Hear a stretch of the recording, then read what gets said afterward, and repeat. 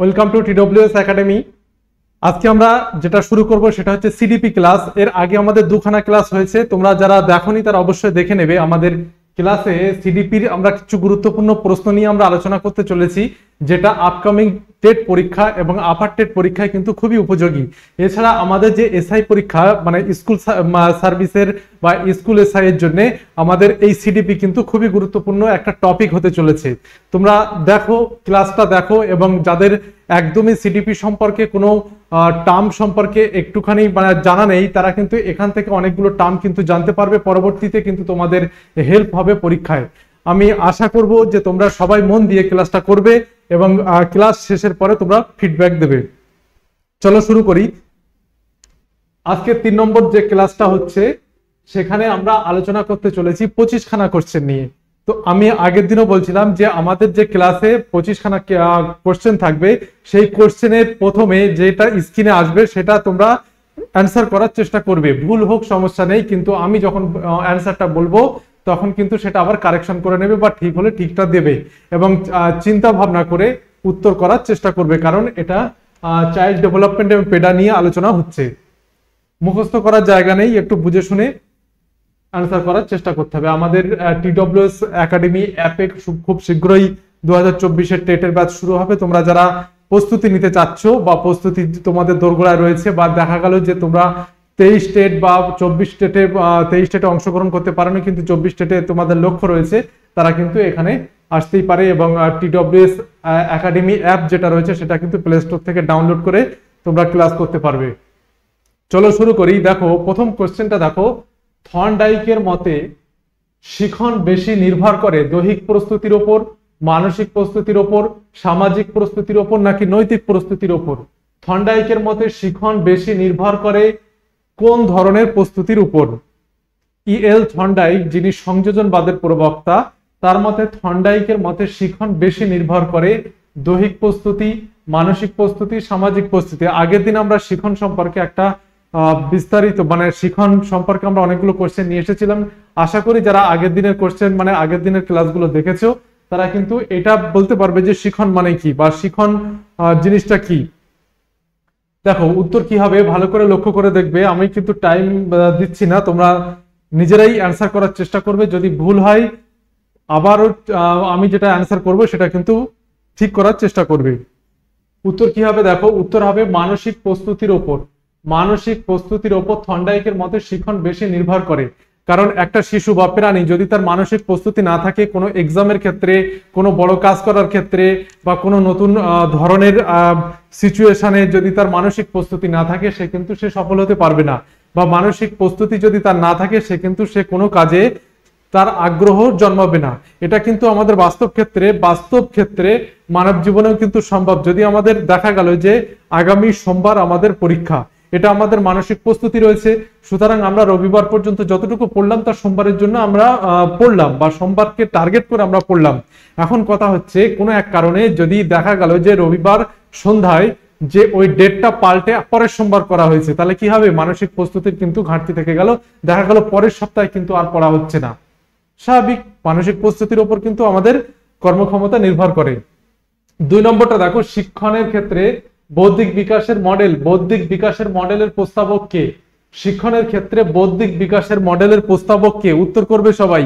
Jeremy Bruner, Jean পিয়াজে, David Ausubel, Jerry Lucas. শিক্ষণের ক্ষেত্রে বৌদ্ধিক বিকাশ, কগনিটিভ ডেভেলপমেন্ট,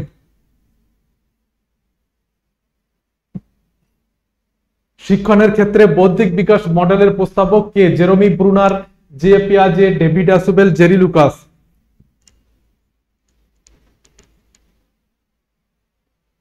উত্তর কি হবে? উত্তর কি হবে দেখো, জে পিয়াজে শিক্ষণের ক্ষেত্রে বৌদ্ধিক বিকাশ মডেলের প্রস্তাবক হচ্ছে জে পিয়াজে। মারিয়া মন্তেশ্বরী ছিলেন একজন জার্মান চিকিৎসক, ইটালিয়ান চিকিৎসক, গ্রিক চিকিৎসক এবং উপরে কোনোটিই নয়। ত্রিপুরা টেটে আসা প্রশ্ন, ভালো করে পড়ে উত্তর করবে এবং মনে রাখার চেষ্টা করবে, যাতে পরবর্তীকালে এই ধরনের কোনো প্রশ্ন থাকলে তোমরা কিন্তু সহজে কিন্তু আনসার করতে পারো।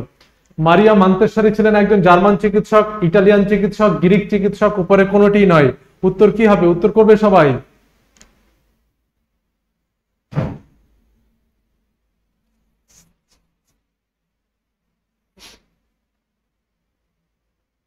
মারিয়া মন্তেশ্বরী একজন ছিলেন ইটালিয়ান চিকিৎসক। তিনি চিকিৎসক ছিলেন, তার পাশাপাশি তিনি, আমরা শুনেছি যে মন্তেশ্বরী বিদ্যালয় হচ্ছে বাচ্চাদের একদম প্রি স্কুল যেটাকে বলা হয়। সেখানে মন্তেশ্বরী শিক্ষণ পদ্ধতিতে শিক্ষার্থীদের ইন্দ্রিয় প্রশিক্ষণ থেকে শুরু করে বিভিন্ন ধরনের বৌদ্ধিক বিকাশের উপযোগী করে গড়ে তোলার চেষ্টা করা হয় সেখানে, অর্থাৎ মন্তেশ্বরী পদ্ধতি যেটাকে আমরা বলি।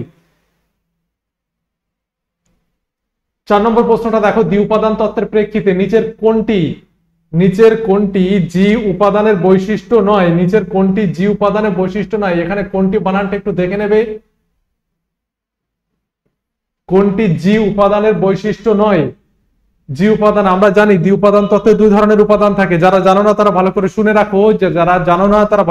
রাখো, যে আমাদের স্পিয়ারম্যানের দ্বি উপাদান তত্ত্বে 2 ধরনের উপাদান থাকে, জি এবং এস। আমরা পরবর্তী স্লাইডে নিশ্চয়ই আলোচনা করছি জি এবং এস। জি হচ্ছে জেনারেল মেন্টাল অ্যাবিলিটি অর্থাৎ জিএমএ, যেটাকে আমরা সাধারণ মানসিক ক্ষমতা বলে থাকি।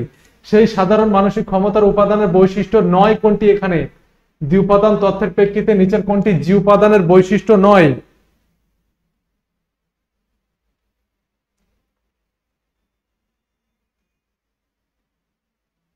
এটি সার্বজনীন জন্মগত ক্ষমতা, এটি সাধারণ মানসিক ক্ষমতা, এটি শিখন প্রাপ্ত এবং তাই পরিবেশ অর্জিত।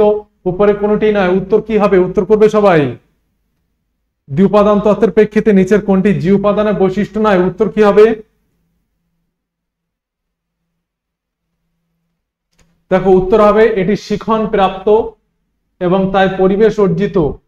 এটা জি উপাদানের বৈশিষ্ট্য নয়। শিখন প্রাপ্ত জি উপাদানের বৈশিষ্ট্য নয়। এটি সার্বজনীন ক্ষমতা, এটা ঠিক। এটি সাধারণ মানসিক ক্ষমতা, ঠিক। কিন্তু এটি শিখন প্রাপ্ত তাই পরিবেশ অর্জিত, এটা বলা যাবে না।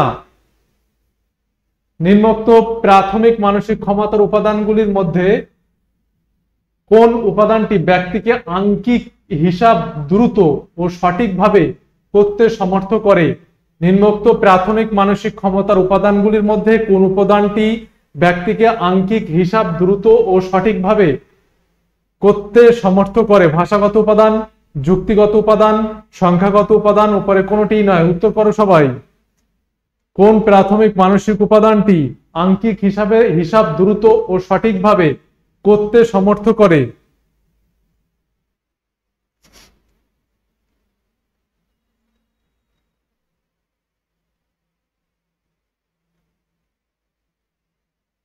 আঙ্কিক হিসাব দ্রুত মানে হচ্ছে অঙ্কের বা ম্যাথমেটিক্স এর হিসাব দ্রুত এবং সঠিকভাবে করতে সমর্থ করে ব্যক্তির কোন উপাদান?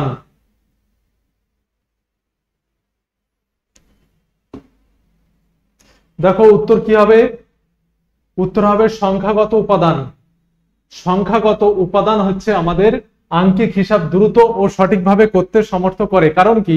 সংখ্যাগত উপাদানের ক্ষেত্রে আমাদের আঙ্কিক হিসাব ব্যক্তিকে প্রাথমিকভাবে আঙ্কিক হিসাব দ্রুত এবং সঠিকভাবে করতে সমর্থ করবে, কিন্তু যুক্তিগত উপাদান আমাদের লজিক দিয়ে চিন্তা ভাবনা করতে, লজিক্যাল রিজনিং যেগুলো, সেগুলো কিন্তু দ্রুত সমাধান করতে সমর্থ হবে।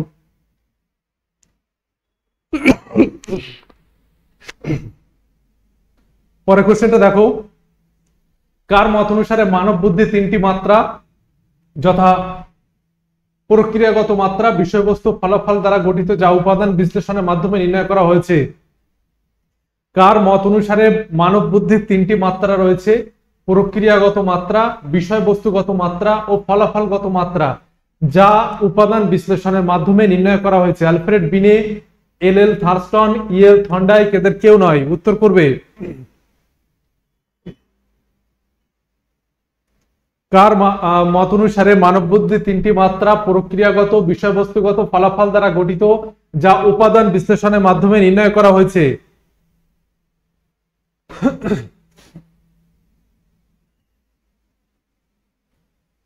উত্তর কি হবে? অনেকে কিন্তু ভুল উত্তর করবে। এখানে যেটা বলা হচ্ছে যে বুদ্ধির 3টি মাত্রা প্রক্রিয়াগত, বিষয়বস্তু এবং ফলাফল, যার তত্ত্ব, যার এটা তত্ত্ব, তার নাম কিন্তু এখানে নেই। তাই উত্তর কি হবে? উত্তর হবে এদের কেউ নয়। উত্তর হবে ডি, এদের কেউ নয়। কারণ কি? জেপি গিলফোর্ড এই প্রক্রিয়াগত মাত্রা, বিষয়বস্তুগত মাত্রা, ফলাফলগত মাত্রার কথা বলেছেন। কার নাম বললাম? JP Guilford.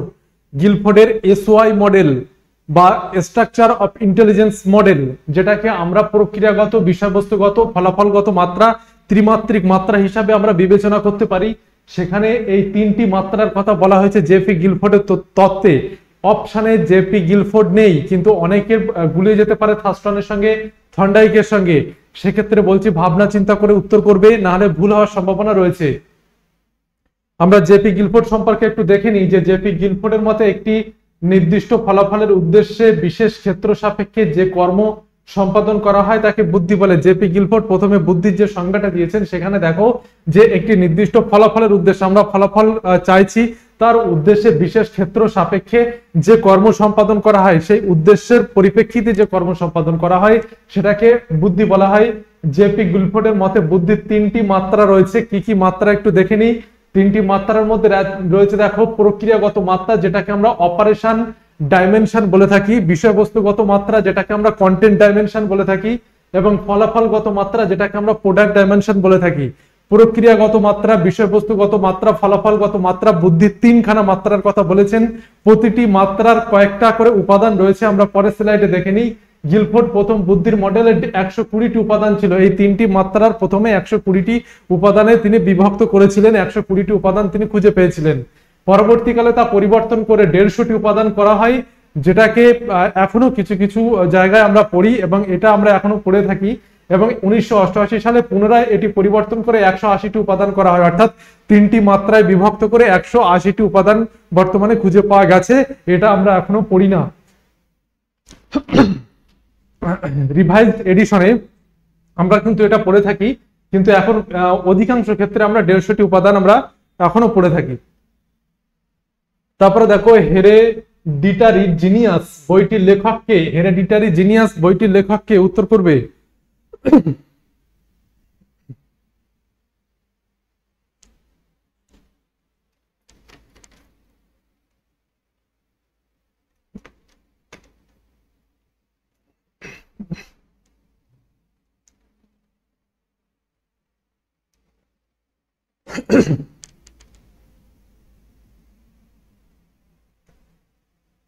হেরেডিটারি জিনিয়াস বইটির লেখককে উত্তর কি হবে? দেখো উত্তর হবে এফ গ্যালটন। এফ গ্যালটন হচ্ছে হেরেডিটারি জিনিয়াস বইটির লেখক। ঠিক। 8 নম্বর দেখো নিজ সম্পর্কে ধারণা বিকাশে গুরুত্বপূর্ণ বিষয় হলো, অর্থাৎ নিজের সম্পর্কে ধারণা বিকাশে সবচেয়ে গুরুত্বপূর্ণ বিষয় কোনটা হতে পারে? অর্থাৎ নিজের সম্পর্কে যে আমি ধারণা নেব, নিজের সম্পর্কে সেলফ যে কনসেপ্ট নেব, সেটা সম্পর্কে ধারণার বিকাশে কোন কোন বিষয়গুলো আমার প্রভাব ফ্যাক্টর হিসাবে কাজ করতে পারে একটু দেখো। লিঙ্গগত পার্থক্য, জাতিগত, সামাজিক, শ্রেণীগত, উপরের সবগুলি। নিজ সম্পর্কে ধারণার বিকাশে অনেকে গল্প করতে করতে অনেকে বলে যে আমার এই ক্ষমতা, এই ক্যাপাসিটি রয়েছে, আমি এটা পারবো না, বা আমার দ্বারা এটা সম্ভব না, বা আমি কেমন, বা আমি বা অন্যজন কেমন। এই যে ধারণার বিকাশ, এটা কিভাবে হয়ে থাকে, কোথা থেকে আসে, কোন কোন উপাদান সেক্ষেত্রে নিজ ধারণা বিকাশে সবচেয়ে বেশি ভূমিকা পালন করে, সেটাই এখানে প্রশ্নটা দেওয়া রয়েছে। দেখো নিজ সম্পর্কে ধারণা বিকাশে সবচেয়ে গুরুত্বপূর্ণ বিষয় যেটা হচ্ছে সেটা হচ্ছে উপরের সবগুলি। লিঙ্গগত পার্থক্য, জাতিগত পার্থক্য, সামাজিক শ্রেণীগত পার্থক্য সবগুলো মাথায় রেখেই কিন্তু আমাদের নিজ সম্পর্কে ধারণা বিকাশ আমাদের ঘটে থাকে। অর্থাৎ লিঙ্গগত পার্থক্য, জাতিগত এবং সামাজিক শ্রেণীগত পার্থক্যের কিন্তু একটা পার্থক্য কারণেই কিন্তু আমাদের নিজ ধারণা বিকাশ প্রতিটা ক্ষেত্রে আলাদা আলাদা হতে পারে। 9 নম্বর দেখো শিশুর সামাজিক ধারণা গড়ে ওঠে নিজ সম্পর্কে ধারণা গঠনের পর, নিজ সম্পর্কে ধারণা গঠনের পূর্বে, নাকি নিজ সম্পর্কে ধারণা এবং সামাজিক ধারণা একই সঙ্গে গড়ে ওঠে? কোনোটি নয়। উত্তর করবে যে শিশুর সামাজিক ধারণা, সোশ্যাল কনসেপ্ট কিভাবে গড়ে ওঠে, কখন গড়ে ওঠে?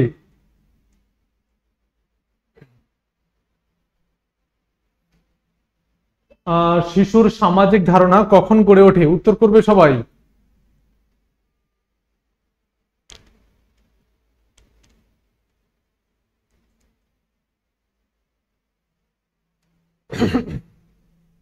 দেখো প্রশ্ন যেভাবেই আসুক না কেন, কনসেপচুয়াল প্রশ্ন যেভাবেই আসুক না কেন, আমি যদি পরপর কনসেপ্ট দিয়ে ভাবতে পারি যে এটা কিভাবে অ্যান্সার আমরা করতে পারি, যেমন এই দুটো কোশ্চেন কিন্তু একটু রিলেটেড রয়েছে, সেজন্য কিন্তু তোমাদের অনেকের সুবিধা হবে এই কোশ্চেনগুলো আনসার করতে। কিন্তু যদি রিলেটেড না থাকে সেক্ষেত্রে কিন্তু বারবার এই ধরনের ক্লাসে বারবার প্র্যাকটিস করে কিন্তু আমরা সেখানে পরীক্ষার হলে পরীক্ষা দিতে যাই, অর্থাৎ গেলে কিন্তু আমাদের সুবিধা হবে। দেখো উত্তর কি হবে, উত্তর হবে নিজ সম্পর্কে ধারণা গঠনের পর শিশুর সামাজিক ধারণা গড়ে ওঠে। নিজ সম্পর্কে ধারণা গঠনের পর শিশুর কিন্তু সামাজিক ধারণা গড়ে ওঠে, এটা কিন্তু মাথায় রাখতে হবে। নিজ সম্পর্কে ধারণা গঠনের পর, অর্থাৎ নিজের ধারণা গঠন হবে, তারপরে সোশ্যাল কনসেপ্ট কিন্তু আমাদের মধ্যে বিল্ড হবে। ওকে, তারপরে দেখো 10 নম্বর, দেখো বিকাশের নীতি সম্পর্কিত জ্ঞান শিক্ষককে সাহায্য করে। কি ধরনের সাহায্য করে? বিকাশের নীতি সম্পর্কিত জ্ঞান শিক্ষককে কিভাবে সাহায্য করতে পারে? উত্তর করবে সবাই, চেষ্টা করো উত্তর করতে। আগে কোশ্চেনটা ভালো করে পড়ে বুঝে তারপরে উত্তরগুলো পরপর পড়ার চেষ্টা করবে এবং বোঝার চেষ্টা করবে। হঠাৎ করে উত্তর করলে কিন্তু ভুল হওয়ার সম্ভাবনা রয়েছে, কারণ এটা তথ্যমূলক নয়, একটু কনসেপচুয়াল, একটু ভাবনার বিষয়, এক্ষেত্রে একটু কিন্তু টাইম তোমাদের লাগবে।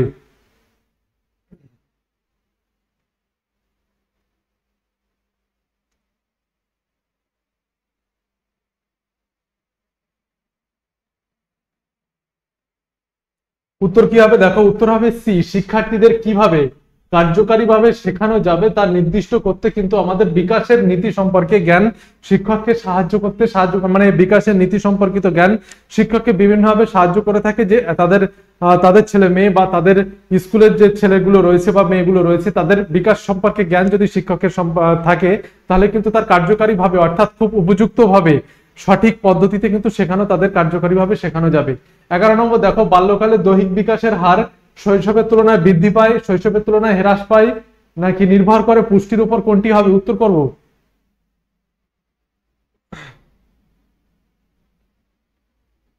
বাল্যকালে দৈহিক বিকাশের হার শৈশবের তুলনায় বৃদ্ধি পায়, শৈশবের তুলনায় হ্রাস পায়, নির্ভর করে পুষ্টির উপর, কোনটিই নয়। উত্তর কি হবে?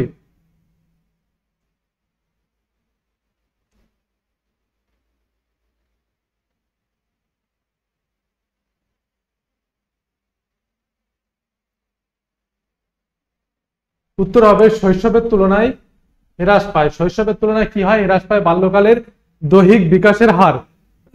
12 নম্বর, দেখো শিক্ষার্থীদের সামাজিক বিকাশে শিক্ষকের জানা প্রয়োজন। কি জানা প্রয়োজন? শিক্ষার্থীদের আগ্রহ, শিক্ষার্থীদের শিক্ষার্থীদের সার্বিক দিক, শিক্ষার্থীর পারদর্শিতা, শিক্ষার্থীদের সামাজিক বিকাশের শিক্ষকের কি জানা প্রয়োজন? উত্তর করবে শিক্ষার্থীদের সামাজিক বিকাশে শিক্ষকের কি জানা প্রয়োজন। উত্তর কি হবে? উত্তর হবে দেখো শিক্ষার্থীদের সার্বিক দিক জানা প্রয়োজন। শিক্ষার্থীদের সার্বিক দিক জানা প্রয়োজন শিক্ষার্থীদের সামাজিক বিকাশে। 13 নম্বর, দেখো ভাইগটস্কির মতে শিশুর বিকাশ হলো সাংস্কৃতিক উপাদানের কারণে, সামাজিক মিথস্ক্রিয়ার ফল, প্রথাগত শিক্ষার কারণে, সংযোজন এবং আত্মীকরণের ফলে, কোনটি হবে? ভাইগটস্কির মতে শিশুর বিকাশ হলো সাংস্কৃতিক উপাদানের কারণ, সামাজিক মিথস্ক্রিয়ার ফল, প্রথাগত শিক্ষার কারণ, সংযোজন এবং আত্মীকরণের ফল।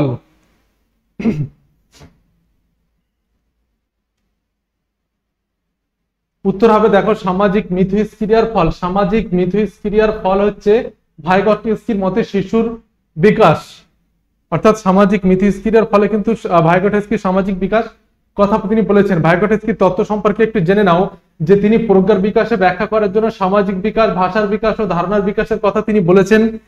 কিন্তু তিনি সামাজিক উপাদানকে বিশেষভাবে গুরুত্ব দিয়েছেন, এজন্য তার তত্ত্বকে সামাজিক কৃষ্টিমূলক তত্ত্ব বলা, অর্থাৎ সামাজিক মিথস্ক্রিয়ার উপর সবচেয়ে বেশি তিনি গুরুত্ব দিয়েছেন।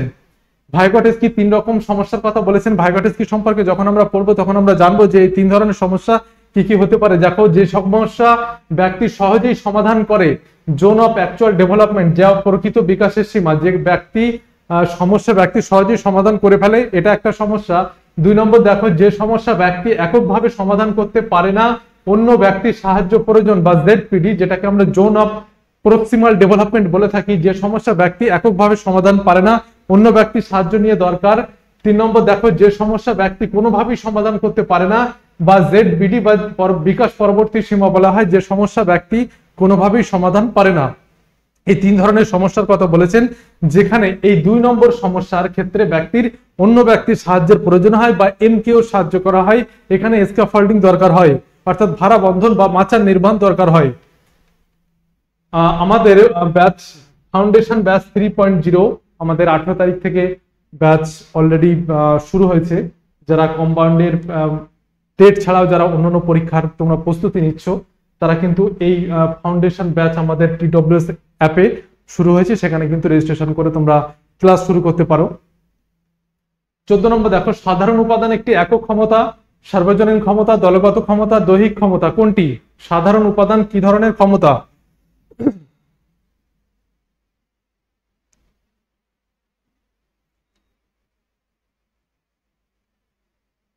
সাধারণ উপাদান যেটা আমরা স্পিয়ারম্যান সম্পর্কে আলোচনা করছিলাম সেটা কি? সার্বজনীন ক্ষমতা। উত্তর কি হবে? সার্বজনীন ক্ষমতা। বিশেষ উপাদানের সংখ্যা একটি, দুটি, তিনটি নাকি অনেক? বিশেষ উপাদানের সংখ্যা কয়টি? একটি, দুটি, তিনটি নাকি অনেক? বিশেষ উপাদান বা এস ফ্যাক্টর যেটাকে আমরা বলি।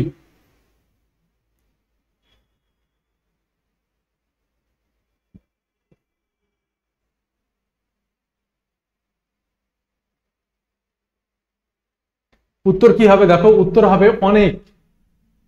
বিশেষ উপাদানের সংখ্যা, কারণ বিশেষ উপাদান যেটা ফ্যাক্টর, অর্থাৎ এটা ব্যক্তির অর্জিত অর্জিত ক্ষেত্রে সে অনেকগুলো কাজ কিন্তু তার নিজের মধ্যে রাখতে পারে। যেমন যে বাইক চালাতে পারে, দেখা গেল সে যদি বাইক সারতেও পারে বা মেকানিজম এই জিনিসটা পারে, অনেক কিছু বা অনেক ধরনের ক্ষমতা যদি তার মধ্যে থাকে, তাহলে সেগুলো এস ফ্যাক্টর, অর্থাৎ এস ফ্যাক্টর ব্যক্তির মধ্যে অনেকগুলো থাকতে পারে। 16 নম্বর দেখো, স্পিয়ারম্যান মানসিক ক্ষমতা সম্পর্কে তত্ত্বটি আবিষ্কার করেন কত খ্রিস্টাব্দে? স্পিয়ারম্যান মানসিক ক্ষমতা সম্পর্কে তত্ত্বটি আবিষ্কার করেন কত খ্রিস্টাব্দে?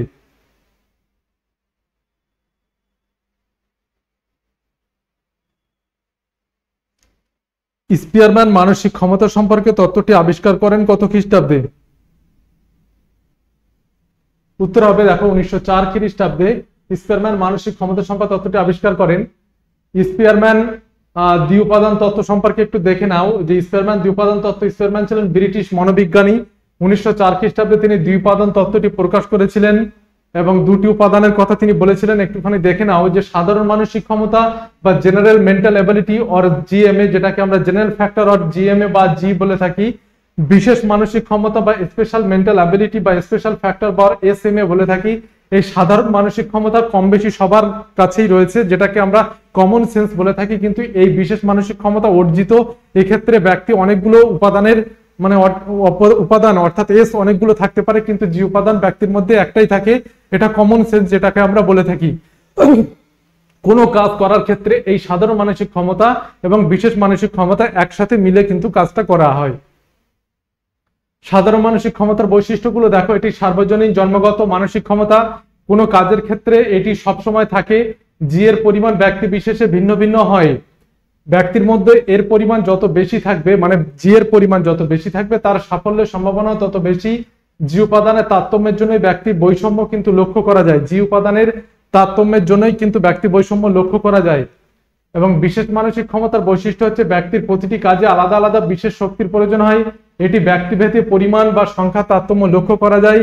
একই ব্যক্তির মধ্যে একাধিক বিশেষ মানসিক ক্ষমতা কিন্তু থাকতেই পারে। এই পয়েন্টগুলো একটু দেখে নাও।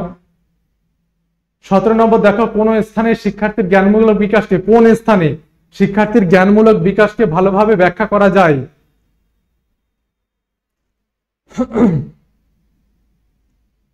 কোন স্থানে শিক্ষার্থীর জ্ঞানমূলক বিকাশকে ভালোভাবে ব্যাখ্যা করা যায়?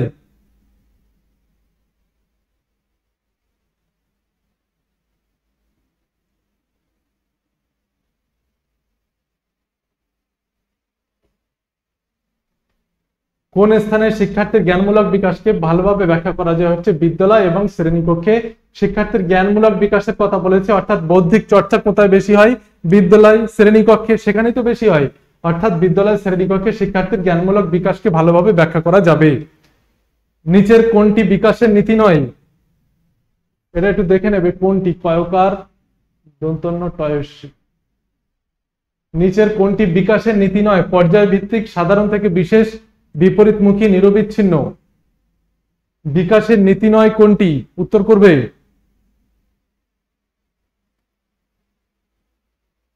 ভালো করে ভেবেচিন্তে উত্তর করবে যে নিচের কোনটি বিকাশের নীতি নয়।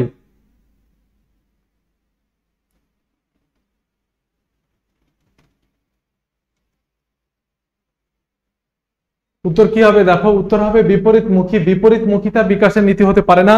আমরা জানি বিকাশ পর্যায় ভিত্তিক হয়, সাধারণ থেকে বিশেষ নিরবিচ্ছিন্ন ভাবে চলে, কোনো পুঞ্জিত হয়ে থাকে, বা অর্থাৎ দেখা গেল যে একটু কম হচ্ছে, পরবর্তীকালে দেখা গেল যে কিছু সময় পরে আরো বেশি হয়, যেমন আমরা বাল্যকাল, কৈশোরকাল বা শৈশবকালের তুলনা করতে পারি। কিন্তু বিকাশের নীতি কখনোই বিপরীতমুখী হবে না, অর্থাৎ যেটা অর্জন হয়েছে সেটা আবার হারিয়ে যাবে না, এটা কখনো হতে পারে না, অর্থাৎ বিপরীতমুখী নয়। নির্মিতিবাদের সঙ্গে আচরণবাদের সাদৃশ্য দেখা যায়, জ্ঞানমূলকবাদের যথেষ্ট সাদৃশ্য দেখা যায়, সমগ্রতাবাদের যথেষ্ট সাদৃশ্য দেখা যায়, কোনোটি নয়। উত্তর কি হবে, নির্মিতিবাদের সঙ্গে।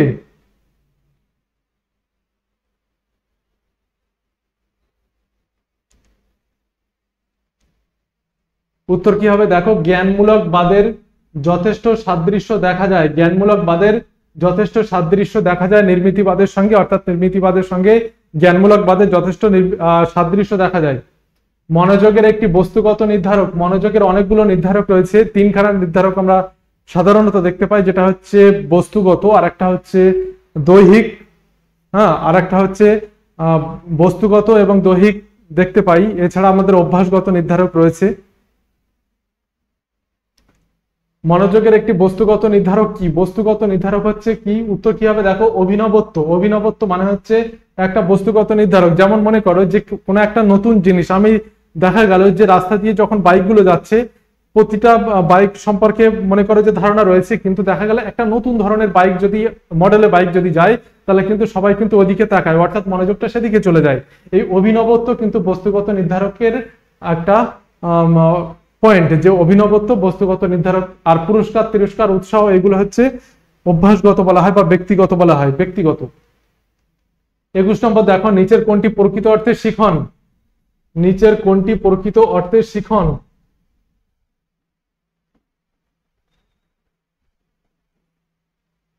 অভিক 1.5 বছর বয়সে কোনো কিছু না ধরে হাঁটতে শেখে, রুমনি 2 বছর বয়সে তার 4 বছরের দিদি কিভাবে জল খায় দেখে সেও সেইভাবে জল খেতে শিখে যায়, বাবলি 1.5 বছর বয়সে কঠিন খাদ্য খেয়ে হজম করতে পারে উপরের সবকটি।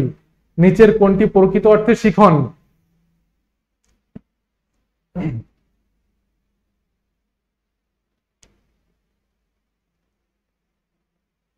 উত্তর কি হবে দেখো, উত্তর হবে বি। রুমনি কিভাবে, উত্তর হবে বি, 2 বছর বয়সে তার 4 বছরের দিদি কিভাবে জল খায় দেখে সেও শিখে যায়। থর্নডাইকের মতে শিখনের নীতিগুলির মধ্যে নিচের কোনটি সঠিক নয়, নিচের কোনটি সঠিক নয়।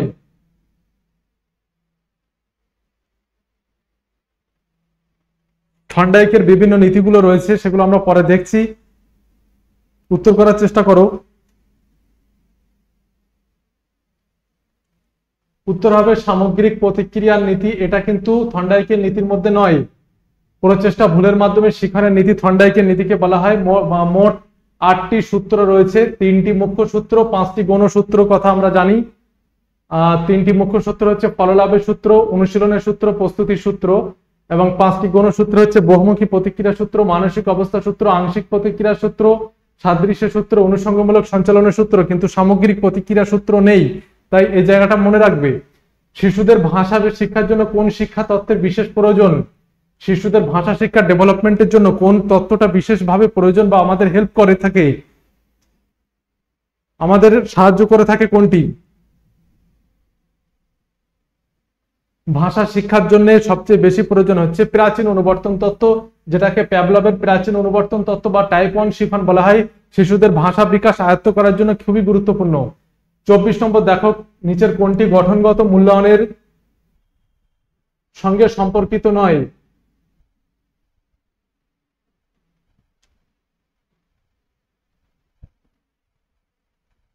নিচের কোনটি গঠনগত মূল্যায়নের সঙ্গে সম্পর্কিত নয়।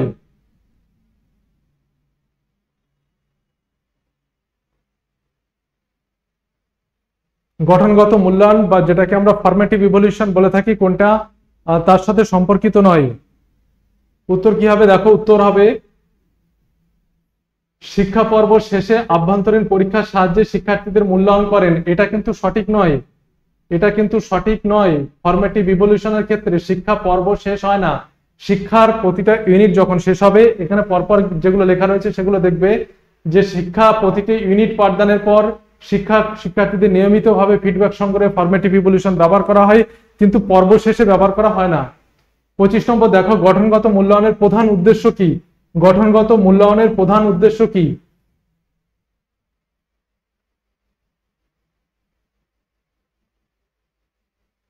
উত্তর করবে সবাই। উত্তর হবে দেখো, শিক্ষার্থীদের পারদর্শিতাকে আরো উন্নত করতে সাহায্য করা, পারদর্শিতাকে আরো বেশি উন্নত করা, এটা হচ্ছে গঠনগত মূল্যায়নের প্রধান উদ্দেশ্য। ঠিক আছে, আজকে এ পর্যন্ত। আমাদের ক্লাসগুলো পরপর দেখতে থাকবে, তাহলে কিন্তু তোমাদের 3খানা পরীক্ষার কিন্তু সুবিধা হবে। আমি বারবার বলছি, যাদের 24-এ টেটের টার্গেট রয়েছে তারা কিন্তু একদম পড়াশোনা ছেড়ে অন্য কোথাও বা অন্য কোনো দিকে মন না দেওয়াই ভালো, কারণ যে সমস্ত প্রশ্নের লেভেলগুলো আসছে সেগুলো একটা হঠাৎ করে সেই লেভেলে কিন্তু পৌঁছানো যায় না। চাইলেও 2-3 মাসের মধ্যে পড়ে কিন্তু আমি সেই জায়গায় পৌঁছাতে পারবো না। তার জন্য আস্তে আস্তে কনসেপ্ট বিল্ড করতে হবে, এবং তার জন্য এই ধরনের ক্লাসের প্রয়োজন রয়েছে। তোমরা যারা 24-এ টেট দেবে তাদের ক্ষেত্রে কিন্তু আমি বারবার বলছি, তোমরা ক্লাসগুলো দেখো এবং ক্লাসগুলো তোমরা আয়ত্ত করার চেষ্টা করো, বোঝার চেষ্টা করো, মনোযোগ সহকারে দেখার চেষ্টা করো। চলো, পরবর্তী ক্লাসে আবার দেখা হচ্ছে।